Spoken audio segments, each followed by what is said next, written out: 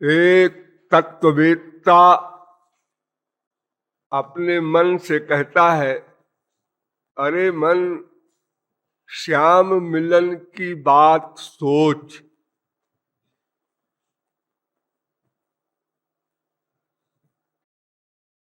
श्याम मिलन की बात क्यों सोचें? एक प्रश्न तो ये है। दूसरा प्रश्न ये है कि केवल मन के सोचने से क्या होगा?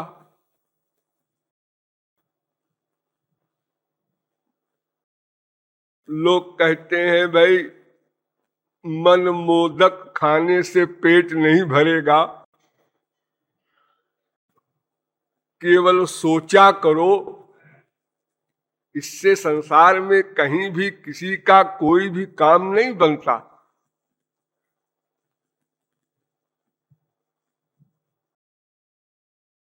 और फिर इसका परिणाम क्या होगा? अगर मन श्याम मिलन की बात सोचे तो इसका रिएक्शन क्या होगा? ये सब प्रश्न इस लाइन से उठते हैं। संक्षेप में समझ लीजिए। श्याम मिलन की बात क्यों सोचना है? इसलिए कि हम अपने लक्ष्य को प्राप्त कर सकें। हमारा लक्ष्य क्या है? केवल एक वाक्य में समझ लीजिए। स्वसुख वासना गंध लेश शून्य श्री कृष्णैक सुख तात्पर्य मयि सेवा। प्रत्येक शब्द पर ध्यान दीजिए। स्वसुख वासना शून्य अर्थात अपनी इच्छाओं को, अपने सुख की इच्छाओं को छोड़कर श्री कृष्ण के सुख के लिए ही उनकी सेवा प्राप्त करना। इस वाक्य को मत भूलिएगा भगवत प्राप्ति के बाद भी।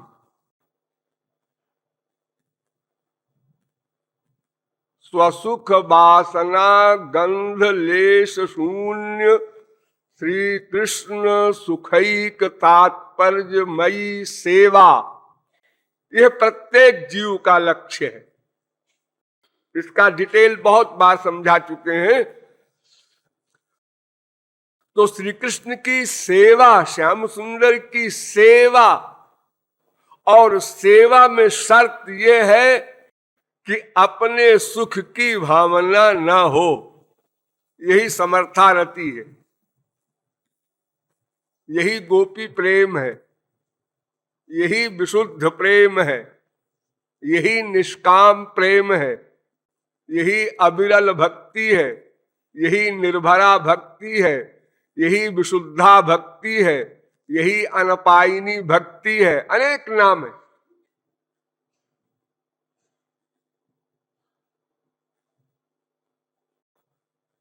अब इसमें अगर हम काट छांट करते हैं, कुछ करेक्शन करते हैं, तो यही करेंगे कि भाई स्वसुख वासना गंध लेश शून्य को मिटा दीजिए।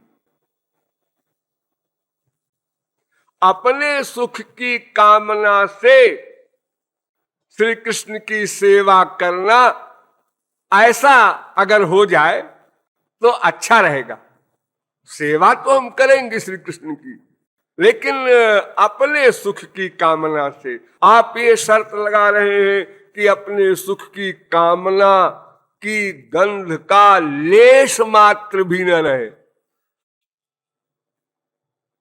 लेश मात्र भी।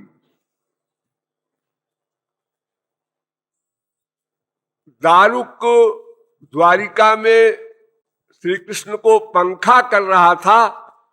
पंखा करते करते उसको कंप हुआ, आनंद में सात्विक भावों का उद्रेक होता है। उसमें स्तंभ, स्वेद, कंप, रोमांच आदि आनंद जन्य सात्विक भाव उत्पन्न होते हैं। उस सात्विक भाव से, उस कंप से उसे बहुत दुख हुआ कि मैं तो अपना सुख लेने लगा। श्याम सुंदर की सेवा में बाधा पड़ गई, क्योंकि जब शरीर में कंप होगा तो पंखा ठीक से नहीं होगा। तो हमारे प्रियतम की सेवा नहीं हुई, सेवा में डिस्टर्ब किया इस कंप ने। ऐसे कंप के प्रति क्रोध किया दारुक ने। श्याम सुंदर की आंखों से आंसू बहने लगे आनंद के। ऐसा मेरा भक्त है। गोविंद प्रेक्षणाक्षेपी बाष्प पूराभिवर्षिणम उच्चैरनिंदानंद मरबिंद विलोचना। श्याम सुंदर के सुख को ही सिद्धांत में सामने रखना है प्रतिक्षण, और उनको जो सुख मिलेगा उस सुख को देखकर सुखी होना।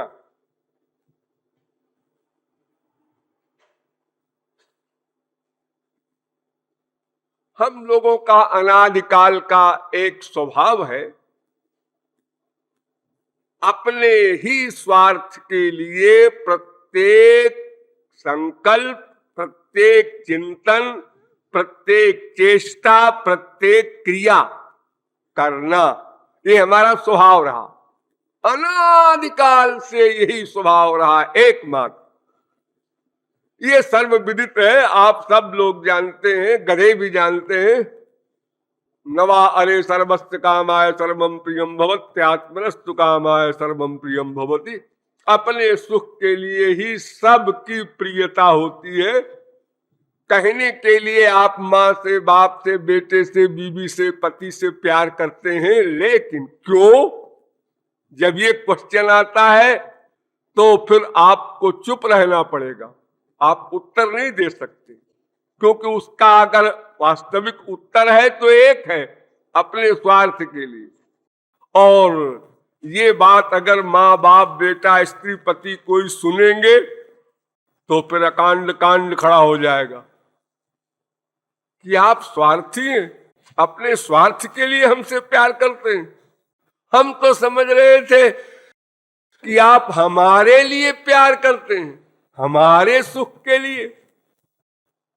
एक सिद्धांत याद रखिए, जब तक जीव को अपना सुख, अपना अर्थात मैं का, मैं माने आत्मा, आत्मा का सुख, अनंत आनंद, अनिर्वचनीय, अपौरुषेय परमानंद, अनलिमिटेड हैप्पीनेस, स्पिरिचुअल, संसारी नहीं, वो जब तक न मिल जाएगा तब तक हमारा मन सोच ही नहीं सकता दूसरे के स्वार्थ का कोई मामला, सोच ही नहीं सकता, स्वप्न में भी एक बार भी।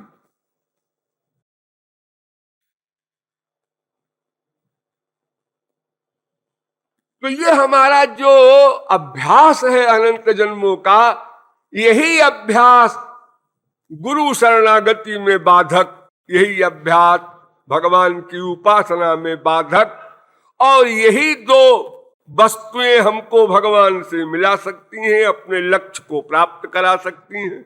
इसलिए हम गुरु शरणागति में भी फेल हो जाते हैं और भगवान की उपासना में भी फेल हो जाते हैं।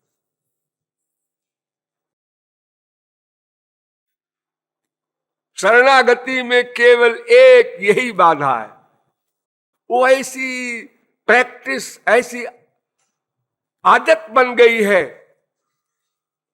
कि जरा भी असावधान हुआ कि वो आ गया पिछला अभ्यास। तो अपने स्वार्थ के लिए ही प्रत्येक जीव वर्क करता है, और इस क्षेत्र में उसे काटना है, बिल्कुल उल्टा है। श्याम सुंदर के सुख के लिए ही उनका मिलन प्राप्त करना है, उनसे मिलना है। मिलना लक्ष्य नहीं है। ध्यान दीजिए, आम लोग ये समझते हैं भगवान के दर्शन हो जाए, भगवत प्राप्ति हो जाए। भगवत प्राप्ति क्या करोगे करके? भगवत प्राप्ति तो बड़ी छोटी सी चीज है। भगवत प्राप्ति तो सच पूछो तो सबको नेचुरल है, करना वरना नहीं है। या आत्मनि तिष्ठति, वेद का चैलेंज है कि प्रत्येक आत्मा में परमात्मा रहता है। आत्मनि योग क्षरे तिष्ठन,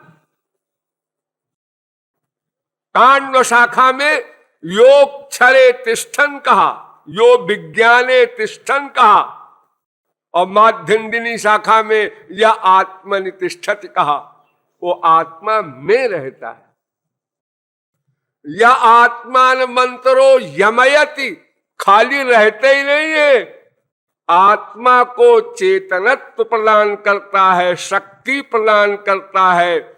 उसकी शक्ति से ही फिर ये अंतःकरण और इंद्रियां वर्क करती हैं। जो आप देखते हैं, सुनते हैं, सूंघते हैं, रस लेते हैं, स्पर्श करते हैं, सोचते हैं, डिसीजन लेते हैं, ये जितने वर्क आप लोग करते हैं, ये सब उस परमात्मा की शक्ति से होता है।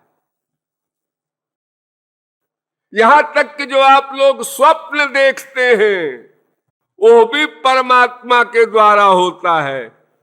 ये स्वप्न में जो जो संकल्प आप करते हैं, नींद में, सपने में, ये जीव संकल्प करने की शक्ति नहीं रखता है। सत्य संकल्प ये भगवान में ही एकमात्र शक्ति है। और जब आप गहरी नींद में सोते हैं, तब भी वही आत्मा में रहने वाला परमात्मा आत्मा का आलिंगन करता है, जिसे आप कहते हैं बड़े सुख से सोया न किंचित हम अवेदिशम। तो परमात्मा की प्राप्ति तो ऑलरेडी है ही है सबको, सर्वव्यापक भी है, वैसे भी है। आपकी इंद्रियों में, मन में, बुद्धि में, आत्मा में, सर्वत्र आयतदात्म्यमिदग्वम सर्वम, वेद कहता है। वो तो ओतश्च प्रोतश्च वेद कहता है। जैसे दूध में घी व्याप्त है, जैसे तिल में तेल व्याप्त है, ऐसे ही वो सर्वत्र व्याप्त है और आप में भी व्याप्त है। तो प्राप्त को क्या प्राप्त करना है? तो भगवत प्राप्ति आपकी कोई बड़ी चीज नहीं है, वो तो है ही है। और अगर आप कहें कि उसकी अनुभूति नहीं हो रही है, ऐसी प्राप्ति हम चाहते हैं, तो ठीक है, लेकिन वो भी कोई बड़ी चीज नहीं। आप लोगों ने रामायण तो पढ़ा होगा, गीता पढ़ा होगा, भागवत पढ़ा होगा। जब जब भक्त के सामने भगवान सशरीर प्रकट हुए, सगुण सविशेष साकार रूप में रामकृष्ण बनकर, क्या किसी भक्त ने कहा हाँ अच्छा आप आ गए, थैंक यू, हो गया, काम खत्म हो गया, काम खत्म हो गया, बस यही हम चाहते थे आपके दर्शन हो जाए? दर्शन चाहते थे? दर्शन का दो एम हो सकता है, या तो वो छुट्टी चाहता है दुखों से, और या तो सेवा चाहता है। दर्शन का मतलब जैसे हमने किसी व्यक्ति को बुलाया, और रमेश इधर आओ, आया, कहिए, और चुप हो जाए, उसके बाद आपका स्क्रू ढीला है क्या? हमको बुलाया हो, कुछ बोलते नहीं, अरे क्यों बुलाया हमको? या तो आत्यंतिक दुख निवृत्ति के लिए बुलाया, और या तो श्याम सुंदर की सेवा के लिए बुलाया। तो बजाय आत्यंतिक दुख निवृत्ति के और सेवा के उसने तीसरी चीज कह दिया। क्या तीसरी चीज?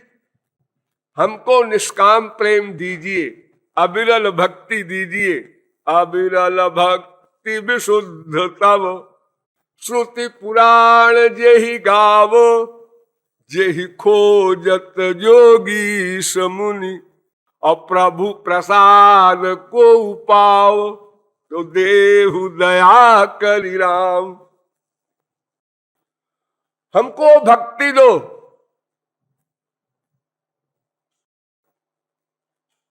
क्या करोगे भक्ति लेके? ये हमारी प्राइवेट बात है, कुछ भी करें। अब आप दर्शन दिए हैं, आए हैं, और आप पूछते हैं काम बताओ, क्यों बुलाया हमको? तो बता रहा हूं भक्ति दीजिए। हम क्या करेंगे भक्ति से?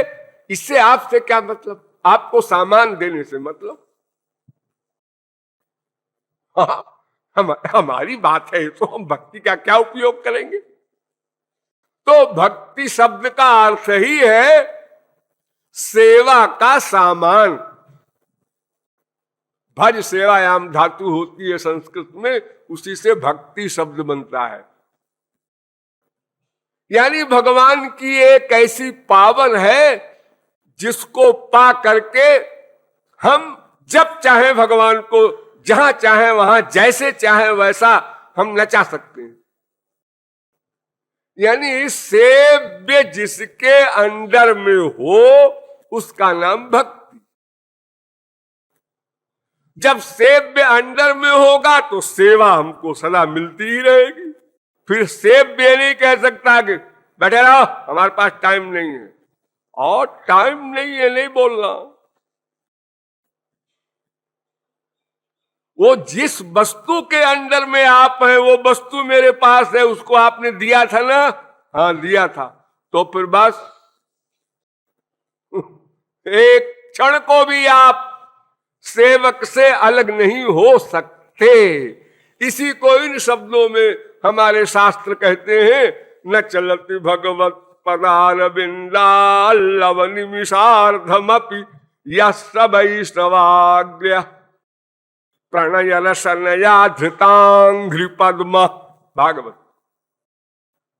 वो जैसे पतंग को डोरी ने पकड़ रखा है, सदा पकड़ रखा है। पतंग की अपनी कोई सत्ता नहीं, डोरी ही उसका अधिकारिणी है और उसी के अंडर में चलेगा। इसी प्रकार उस भक्ति के अंदर में भगवान रहता है, तो उसका भी अभिप्राय वही हुआ, सेवा। तो आत्यंतिक दुख निवृत्ति की कामना करना भगवत प्राप्ति के बाद, ये तो भोलापन है, अल्पज्ञता है, नासमझी है। क्योंकि अगर हमको सेवा मिली तो इसका मतलब भक्ति मिली, और अगर भक्ति मिली तो उसकी नौकरानी मुक्ति तो अपने आप पीछे पीछे हाथ जोड़े खड़ी रहती है, हमको भी ले लो। तुझको नहीं लेंगे एक सेकंड को, बिल्कुल नहीं। अच्छा, सगुण साकार वाली मुक्ति कहती है हमको तो ले लो, साष्टी मुक्ति, सालोक मुक्ति, सारूप्य मुक्ति, ये चार मुक्तियां कहती हैं हमको स्वीकार कर लो। साष्टी, सामीप्य, सालोक्य, सारूप्य, इन चारों मुक्तियों को भी कह दिया। एक शर्त पर तुमको ले सकते हैं, क्या? हमारी सेवा में डिस्टर्ब नहीं करना। हम तुम्हारा एकदम अपमान नहीं करते 100%, लेकिन तुम्हारा अधिकार हो हमारी सेवा पर, ऐसी हम चारों मुक्तियों को नहीं चाहते। तो मुक्तियां कहती है महाराज आप चाहो चाहे न चाहो, हम तो आपके गले पड़ी गए, क्योंकि अब माया का बंधन तो होगा नहीं उस महापुरुष को। जब भगवान उसके अंदर में, तो माया सामने नहीं आ सकती, तो माया का बंधन कभी हो ही नहीं सकता, तो मुक्ति तो ऑटोमेटिक है ही है। इसलिए संत लोग कहते हैं भक्ति करत सोई मुकुति गोसाई, आन इच्छित। यानी इच्छा नहीं किया, मांगा नहीं, चाहा नहीं, लेकिन वो है, हो गई। जैसे यहां अंधेरा है, हम आप लोगों को देखना चाहते हैं, तो हमने ये कह दिया कि आप लोग दिखाई पड़े, ऐसा कुछ करो भाई, तो प्रकाश कर दिया, अब आप लोग दिखाई पड़ गए। अंधकार तो चला ही गया, उसको क्या मांग रहे हो फालतू। अरे एक रोचक कथा आप लोग 1000 बार सुने हैं, सत्यवान सावित्री का। यमराज से सावित्री ने कहा मेरे पति को आप मत ले जाइए, मैं भी साथ चलूंगी। यमराज ने कहा स्पिरिचुअल लॉ चेंज नहीं हो सकता तुम्हारे लिए, तुमको हम नहीं ले जाएंगे, तुम्हारे पति को ले जाएंगे। पति को छोड़कर तुम्हें जो कुछ मांगना हो मांग लो, स्वराज्य साम्राज्य वैराज्य सब देने को तैयार है। तो सावित्री बड़ी चतुर थी, उसने कहा कि आप देंगे, वचन दे रहे हैं, बिल्कुल पक्का। यमराज कोई संसारी पावर वाला नहीं है, स्पिरिचुअल पावर वाला है। अनंत कोटि ब्रह्मांड के जितने यमराज हैं ये सब भगवान के सर्वेंट हैं। यमो यमयताम हम। तो सावित्री ने कहा तो फिर ठीक है, मेरे 100 बच्चे हो, 100 लड़के हों, लड़के। उन्होंने कहा जाओ, दिया, लौट जाओ। यमराज तुमको इतनी अकल नहीं है कि 100 लड़के कैसे होंगे बिना पति के। अगर 1 वर्ष में भी 1 लड़का होगा तो भी 100 वर्ष की आयु तो अब पक्की रजिस्टर्ड हो ही गई। हा? तो उसी प्रकार अगर किसी को श्री कृष्ण की भक्ति मिल गई तो फिर मुक्ति तो अपने आप हो गई, उसको मांगने की आवश्यकता क्या। हाँ, मुक्ति तो वे लोग मांगेंगे जिनको भक्ति से कोई सेवा आदि का लक्ष्य ही न हो। याद रखिएगा, भक्ति के बिना मुक्ति नहीं हो सकती, चाहे वो कर्मी हो, ज्ञानी हो, तपस्वी हो, योगी हो, कोई भी हो। साधक सिद्ध विमुक्त उदासी, कवि कोविद कृतज्ञ सन्यासी, योगी शूर सुतापस ज्ञानी, अधर्म निरत पंडित विज्ञानी, ताराई न बिनु से ये मम स्वामी, राम नमामि नमामि नमामि। जिमि थल बिनु जल रही न सकाई, कोटि भांति को करई उपाई, तथा मोक्ष सुख सुनु खगराई, रही न सकई हरि भगति बिहाई।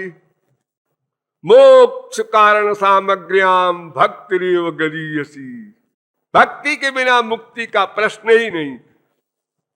तो भोले भाले लोग मुक्ति चाहते हैं, केवल मुक्ति, और जो समझदार हैं वे भक्ति चाहते हैं, मुक्ति की तरफ देखते ही नहीं, क्योंकि वो तो अंडरस्टूड है,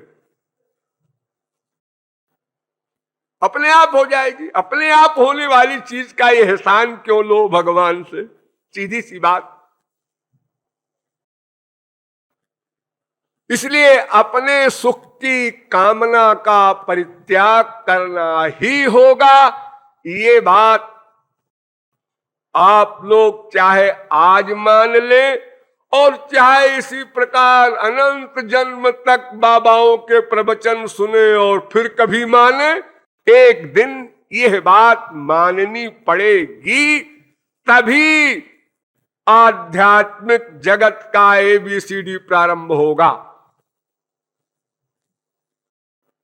गांठ बांध लीजिए, स्वर्ण अक्षरों में लिख लीजिए। और अगर आप कहें कि अभी नहीं जल्दी है तो ठीक है, ऐसी कोई बात नहीं है, भगवान को क्या जल्दी है। जब आपको जल्दी नहीं है तो भगवान को क्या परेशानी है कि वो जल्दबाजी करें आपके साथ। लेकिन सिद्धांत अकाट्य यही है कि जब भी आपको परमार्थ की कामना जागृत हो तो फिर स्वार्थ की कामना का परित्याग करना होगा। यहीं पर गाड़ी रुकी है। भगवान की भूख जिसे आप कहते हैं, श्रद्धा जिसे कहते हैं, विश्वास जिसे कहते हैं, ये सब चीजों का आधार यही है। यहीं पर गाड़ी रुकी है। गुरु जी के पास बहुत बार गए, श्रद्धा नहीं हुई, विश्वास नहीं हुआ, यानी 100% नहीं हुआ। आगे बढ़ा पीछे हटा, आगे बढ़ा पीछे हटा, ये जोकरी बहुत बार हुई, लेकिन वो स्थायी नहीं हुआ।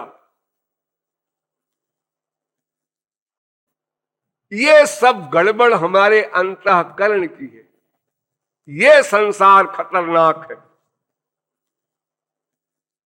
दोष देते हैं हम लोग बाहर के संसार का, हमारी बीवी ऐसी है, हमारा बेटा ऐसा है, हमारा पति ऐसा है, हमारा बाप ऐसा है, हमारा पड़ोसी ऐसा है, हमारा देश ऐसा है। अरे क्या बकबक करते हो, ये तो भगवान का बनाया हुआ है, इसको गाली क्यों दे रहे हो। ये तो तुम्हारे प्रियतम का बनाया हुआ जगत है, सत्य है, इसमें तुम्हारा प्रियतम नित्य व्याप्त है, इसकी बुराई मत करो। अनन्य भक्ति ही तुम्हारी नहीं बनेगी अगर बुराई करोगे तो। सो अनन्य गति जाके मति न टरे हनुमंत, मैं सेवक सचराचर रूप राशि भगवंत। उमाज राम चरण रत विगत काम मद क्रोध, तो निज प्रभुमय देखहि जगत।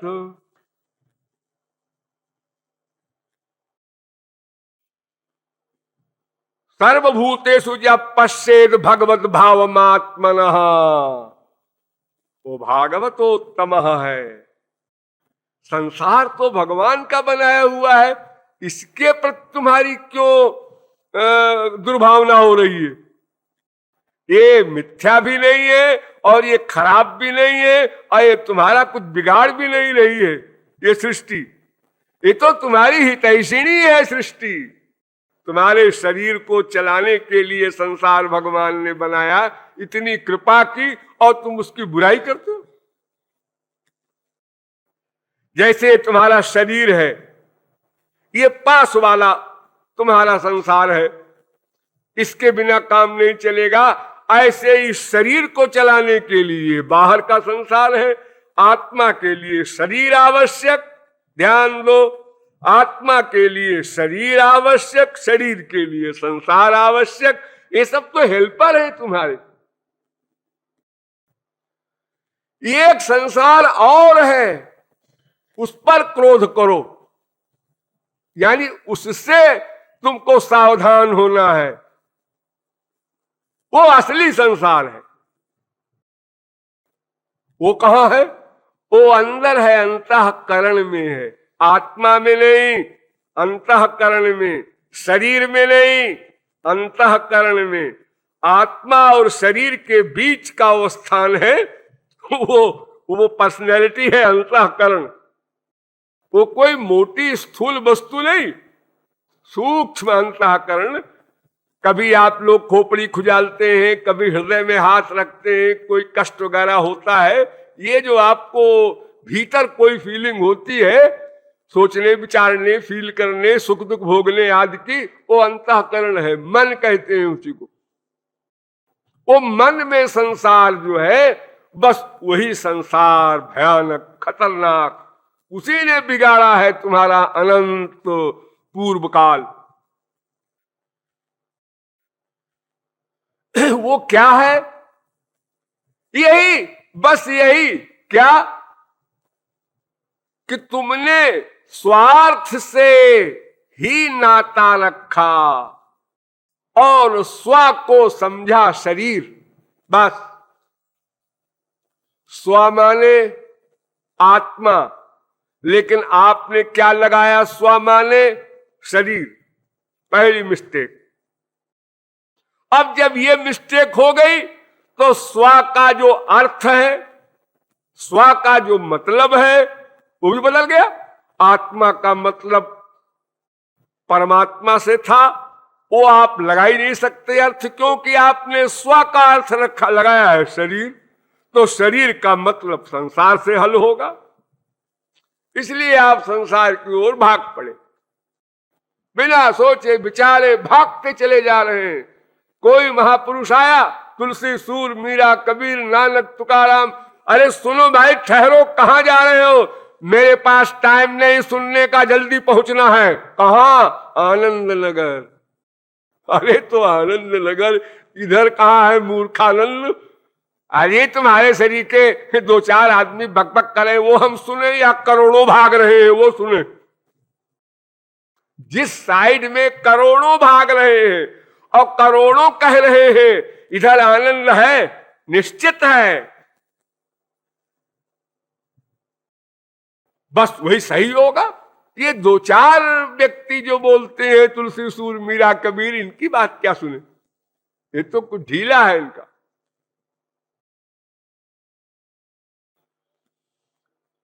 तो ये जो भीतर का संसार है वासनात्मक, जहां हम संसार की वासना बनाते हैं, वासना शब्द में संसार जोड़ देना, खाली वासना नहीं, यही अंतःकरण भगवान की सेवा की वासना बनाएगा और यही अंतःकरण आपको परमहंसों से आगे ले जाएगा। उसकी बुराई ना करो अंतःकरण की।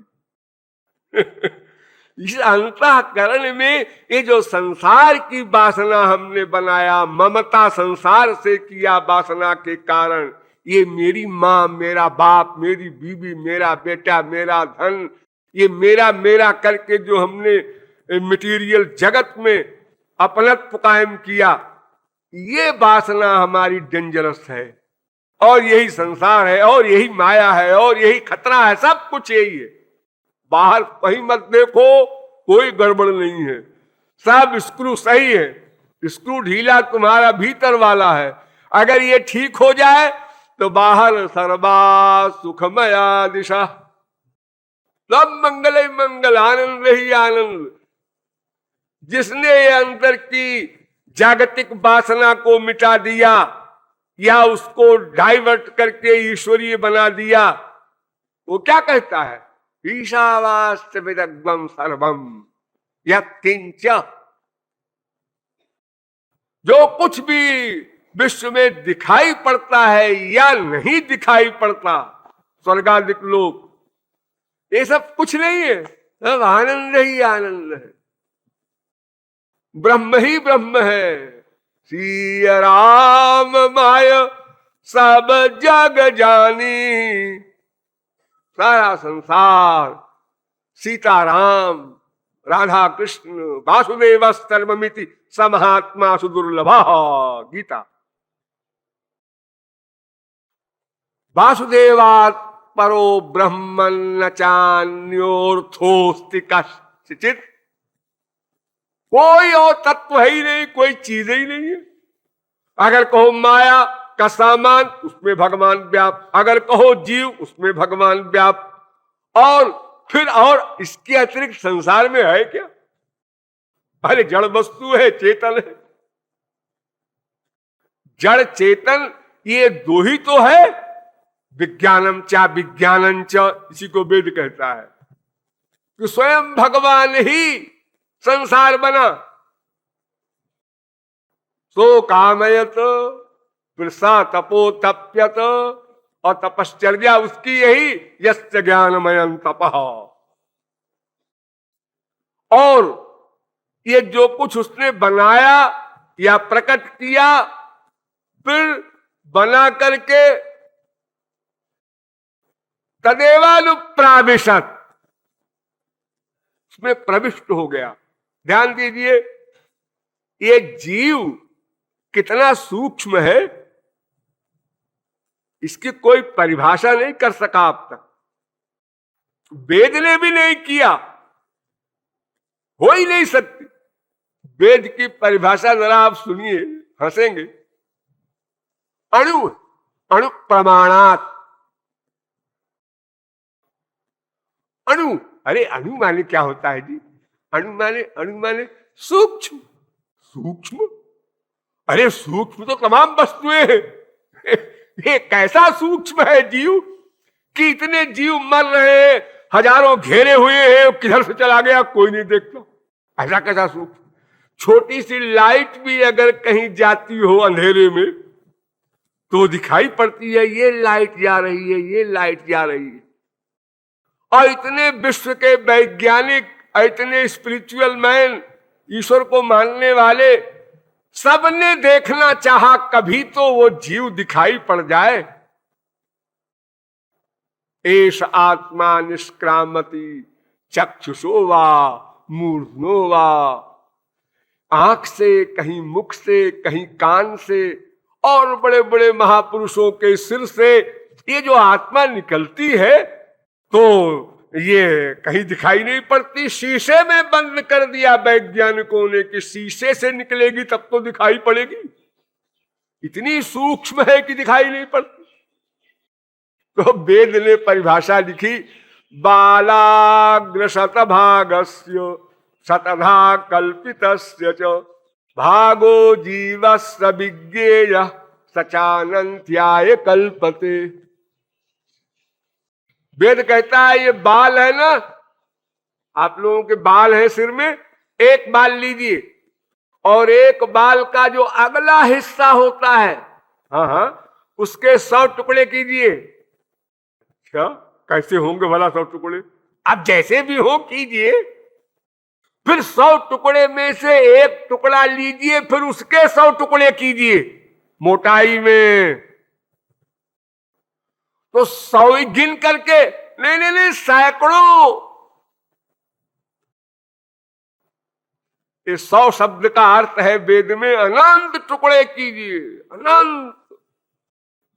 पश्येम शरदशतम जीवेम शरदशतम, इसका मतलब ये नहीं है कि 100 वर्ष कुल जीने की कल्पना मांग रहा है सतयुग में कोई साधक। वहां तो लाखों करोड़ों वर्ष की उम्र ऑलरेडी होती ही थी। ये 100 वर्ष, ये जो आप लोगों का वर्ष है 360 दिन का, 65 दिन का, ये तो अभी अभी का है, कलयुग का, कि 100 वर्ष की उम्र किसी किसी की होती है। प्राचीन काल में तो करोड़ों वर्ष की उम्र हुआ करती थी। तो शतम माने अनंत। ऐसा कोई सूक्ष्म है जीव और उसमें व्याप्त होना है ब्रह्म को। ध्यान दीजिए, तो जो व्याप्त होगा वो जिसमें व्याप्त होगा उससे भी सूक्ष्म होगा, तभी तो घुसेगा उसमें। व्याप्त होने वाला और सूक्ष्म होगा, इसलिए वेद में कहा सूक्ष्माच, ये जीव है, सूक्ष्माच तत्सूक्ष्मतरम। जीव भी सूक्ष्म, भगवान भी सूक्ष्म, लेकिन भगवान सूक्ष्म तर है। एक तर शब्द संस्कृत में जो आता है, दो में जो बड़ा हो, जिसको हमारे इंग्लिश में कहते हैं बेटर, यानी एक सूक्ष्म एक सूक्ष्म, इन दोनों में जो ज्यादा सूक्ष्म हो उसका नाम सूक्ष्मतर, और जब कई सूक्ष्म हो तो सबसे ज्यादा जो सूक्ष्म हो उसका नाम होता है सूक्ष्मतम। एक तरफ प्रत्यय होता है, एक घटम प्रत्यय होता है, जो भगवान ने गीता में कहा है सर्वगुह्यतमं भूय। मेरे वचन तो गुह्य भी हैं गुह्यतर भी हैं, गुह्यतम भी हैं, लेकिन ये मैं गुह्यतम कह रहा हूं, यानी इसके आगे और कोई गुप्त मत नहीं है। लेकिन जहां दो ही पर्सनैलिटी है, एक जीव एक ब्रह्म, द्वासुपर्णा सौजा सखाया, वेद कहता है, तीसरा कोई है ही नहीं। तीसरी अगर कोई चीज है तो माया है, वो जड़ है, वो चेतन ही नहीं है, प्रश्न ही नहीं उसका। तो इन दोनों में सूक्ष्मतरम विभाति, वो व्याप्त होने वाला ब्रह्म और भी सूक्ष्म है। और फिर वही सत्य तच्चा भवत निरुक्तम चा निरुक्तम च निलयनम चा निलयनम च विज्ञानम चा विज्ञानम च और सत्यम अभवत। ध्यान दो, सत्यम अभवत। ये सब संसार जो बनाया भगवान ने वो सत्यम अभवत, मिथ्या भवत नहीं कहा वेद ने, सब सत्य है। अरे भगवान ही बना है, इसमें असत्य क्या होगा। इसलिए बाहरी संसार को नमस्कार करो, उसके पर दुर्भावना मत लाओ, अपने मन की वासना का तिरस्कार करो। सारी गड़बड़ी उसकी है। ये भीतर के संसार को समाप्त करना है, लेकिन अनादिकाल से अब तक कोई भी किसी भी साधना से इस भीतर वाले संसार को समाप्त नहीं कर सका, न भविष्य में कर सकेगा। ध्यान दो, ये भीतर का संसार जो संसारी वासना का है, इसको कोई समाप्त नहीं कर सकता। दिन रात सोचिए, समाप्त कर दूंगा, समाप्त कर दूंगा। क्या समाप्त कर दूंगा? माँ की इच्छा, बाप की इच्छा, बेटे की इच्छा, बीबी की इच्छा, रसगुल्ला की इच्छा। ये जितनी बार तुम सोचोगे ना कि रसगुल्ला की इच्छा समाप्त कर दूं, उतनी बार रसगुल्ले की याद आएगी और इच्छा बढ़ेगी। ये समाप्त नहीं होगा और आप बीमारी बढ़ा रहे हैं अपनी। ये दवा नहीं है। जैसे आप किसी प्यारे का चिंतन करते हैं, प्यार जिसका आप जिससे हो, माँ बाप बेटा कोई, वैसे ही दुश्मनी में दुश्मन का भी चिंतन आप करते हैं। मैं उसकी शक्ल नहीं देखूंगा, उसकी किसकी, उसकी। वो याद आई ना, आया अंतःकरण में, अंतःकरण में ना आवे, ऐसा करना है ना। आप तो ला रहे हैं उसको। ये वासना अनादिकालीन है और इसकी जननी है माया, और माया पर प्रभाव किसी भी पावर का नहीं हो सकता, केवल भगवान का है, केवल भगवान का। इसलिए ये भीतर की जो आपकी जागतिक वासना है, इसके समाप्त करने की बात न सोचना कभी। और इसी के सब ये परिवार है, काम, क्रोध, लोभ, मोह, ईर्ष्या, द्वेष। आप लोग अपने गुरुओं से जाकर कहते हैं महाराज जी और तो सब ठीक है, गुस्सा बहुत आता है, गुस्सा, क्रोध। तो क्या करें गुरुजी? अब आप गुरुजी आप गुस्सा किया कीजिए, हमको अपना स्थान दे दीजिए, यही मतलब है। अरे गुस्सा जो है, जिसे क्रोध कहते हो तुम, ये क्रोध माया के सेनापति का नाम है। ये सब बड़े बड़े जनरल हैं माया रूपी उस अध्यक्षा की। ये बड़ी बड़ी पावर है, इन पर कोई कंट्रोल नहीं कर सकता, क्योंकि इनकी जननी वहीं जाकर खड़ी होती है माया। और माया ऐसी है कि शिव चतुरानन देख डराही, अपर जीव के ही लेखे माही। इसलिए इनको हटाने का, मिटाने का, छोड़ने का, इन पर गुस्सा करने का ये प्लान गलत। फिर क्या करें? इनको डाइवर्ट कर दो, एरिया चेंज कर दो, सबको रहने दो। ममता तू भी रहे, कामना तू भी रहे, क्रोध तू भी रहे, लोभ तू भी रहे, सब रहो। किसी से दुश्मनी नहीं, किसी पर गुस्सा नहीं। इनको सबको श्री कृष्ण के एरिया में घुमा दो, बदल दो। जैसे साइकिल देखा होगा आप लोगों ने, चले भी होंगे उस पर बैठ करके। साइकिल चलती रहे, चलती रहे, आप दाहिने मोड़ दो, बाएं मोड़ दो, पीछे मोड़ दो, ये सब आप कर सकते हैं। लेकिन आप चलाएं ना साइकिल को, खड़े खड़े आप चाहें साइकिल चले तो आप गिर जाएंगे, साइकिल भी गिर जाएगी। ये मन ऐसा है कि चाहे जागतिक वासना बना लो और चाहे ईश्वरीय वासना बना लो, लेकिन ये नहीं हो सकता है कि हम इधर भी नहीं उधर भी नहीं, पेंडिंग में पड़े रहेंगे, स्थिर रहेंगे, मन का वर्क ही बंद कर देंगे। ये आपके हाथ में नहीं, ये किसी के हाथ में नहीं। ये मन नित्य है, अनादि है, अनादि है। जैसे भगवान अनादि, माया अनादि, जीव अनादि, ऐसे मन भी अनादि। जब आप लोग इस संसार से जाएंगे तो मन साथ जाएगा। सहज बैठई सरबई ही, ये सब साथ जाएंगे। इंद्रिय मन बुद्धि सूक्ष्म रूप है इनका। ये स्थूल वाले आप संसार में छोड़ जाएंगे, लेकिन मन अगर चल न जाए तो फिर पिछला संस्कार कौन सोचे? फिर तो कोई बच्चा जीवित भी न रह सके। मां अपने बच्चे को दूध नहीं पिला सकती, कैसे पिलाएगी? कैसे समझाएगी बच्चे को कि बच्चे देख, जब मैं स्तन तेरे मुंह में डालूं तो तू स्तन से ऐसे चूस करके दूध निकाल लेना। अरे वो तुरंत का पैदा हुआ बच्चा, कौन समझाएगा उसको? लेकिन क्या कमाल है उस अंतःकरण का, मन का, जो तमाम जन्मों में दूध खींच चुका है मां के स्तन से। मुंह में लगाते ही स्तन बच्चे ने बड़े आराम से खींच लिया दूध को। इतनी बड़ी योग्यता का काम बच्चे ने कर लिया।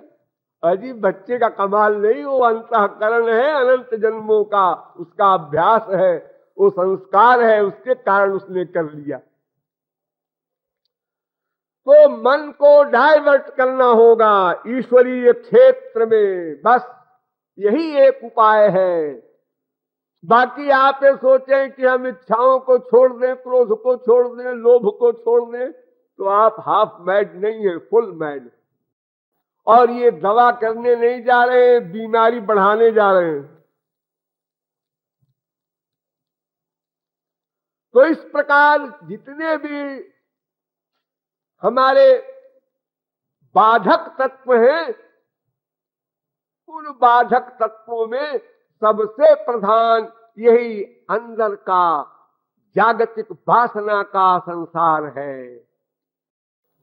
तो कहा जाता है कि भाई देखो, ये जो तुम सोचते हो संसार में सुख है या संसार हमारा है, इसके बजाय श्याम मिलन की बात सोचो। मन सोचने का काम करता है, और ये सोचो, सोचने के बाद फिर आगे क्या होगा? संसार में हम सोचते हैं, आज हमको रसगुल्ला खाना है, सोचा तो पैसा चाहिए, पैसा है नहीं है तो पड़ोसी से मांग ले, तो पड़ोसी के घर चले, तो मांगा, तो बाजार गए, तो दुकानदार से कहा, तो उसने तौल कर दिया, तो खाया। अब काम पूरा हुआ रसगुल्ले का। इतना तो लगा तब काम बना। और श्याम सुंदर से मिलने के लिए कुछ नहीं करना, सोचा, मिल गए। आगे एक भी सोपान नहीं, एक भी सीढ़ी नहीं है इसके आगे, ये पहला और अंतिम जंक्शन है। सोचा और मिल गए। भगवान कहते हैं भाई देखो कितना सरल है। मां मनुस्मरत चित्तम मय्येव प्रविलीयते। अरे मेरा चिंतन करो, मुझे सोचो, बस मैं आ गया। सोचने भर की देर है। अब आपने 1% सोचा तो 1% पास आ गए। आपने 50% सोचा, 50% पास आ गए। आपने 100% सोचा, बस सकदेव प्रपन्नाय तवास्मीति च याचते, हो गया काम। क्षिप्रम भवति धर्मात्मा। वो सोचना कैसा हो और उसके लिए क्या क्या बातें हैं, बहुत सारी, वो आप लोग जानते ही हैं, समझदार हैं। श्रेष्ठ फिर कभी बोलिए वृंदावन बिहारी लाल की।